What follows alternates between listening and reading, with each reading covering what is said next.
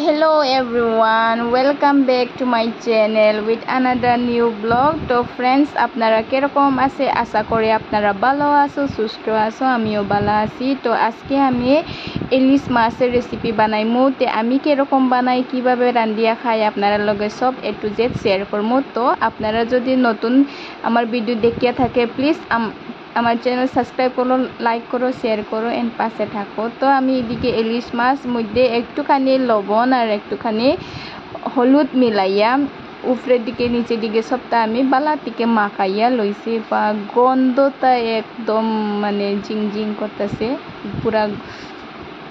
যারা যারা ইলিশ মাছ খায় তারা তো জানো।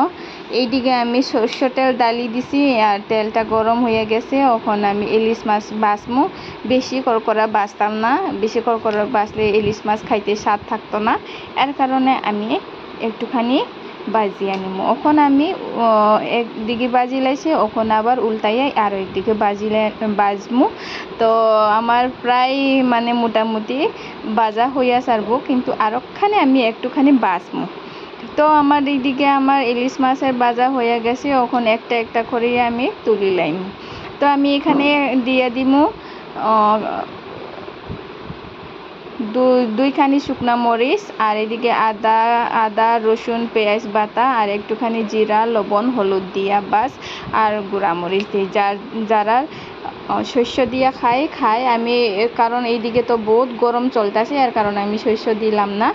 পেঁয়াজ দিয়া রান্নাম, পেঁয়াজ দিয়া আলু দিয়া ঝোল করে বানাইলাম। তো আমি এদিকে মশলার মধ্যে জল ডালিয়া কষাইছি। এখন জলটা শুকিয়ে গেছে।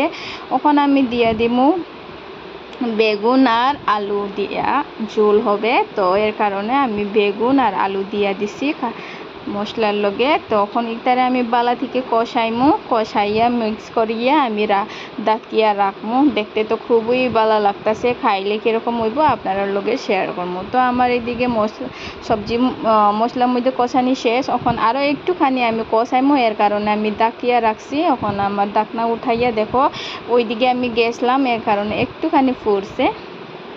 এখন আমি জল দিয়ে দিমু, এর লগে আমি ইলিশ মাছও দিয়া দিমু। তো একটুখানি লাড়াচাড়া করিয়া আমি এখন ইলিশ মাছ তরকারির মধ্যে দিয়ে দিছি।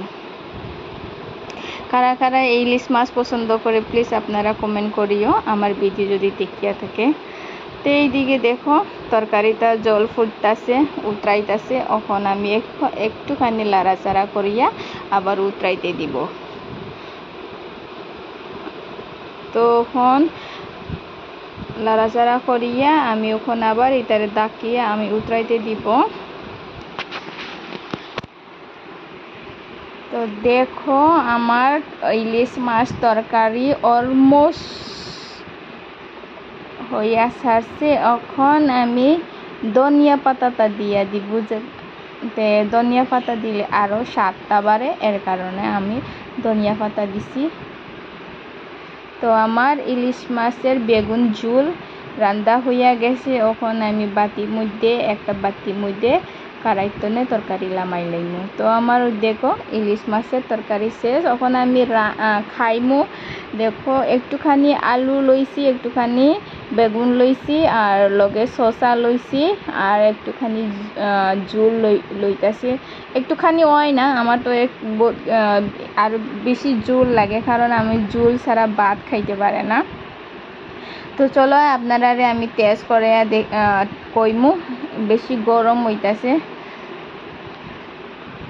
খুবই স্বাদ হইছে। এখন আলু দিয়া মাখাইয়া আমি খাইয়া জানাইমু আলুটা স্বাদ হইছে নি নানি। তো আলু তো মানে একদম গলিয়া মানে নরম হয়ে গেছে, তো স্বাদ হইছে। এখন আমি ইলিশ মাছটা টেস্ট করবো। ইলিশ মাছটা আমার মানে খুবই প্রিয়।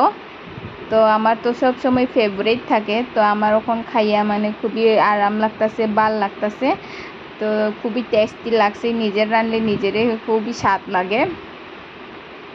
তো ফ্রেন্ড ওদের ভালো থাকো, সুস্থ থাকো, আর আমার পাশে থাকিও। আমার তো ইটিং চ্যালেঞ্জটা আমি জীবনে করতে পারতাম না, কারণ আমি খাইতে এত স্লো কি কইব বন্ধুরা। তো চলো বাই বাই।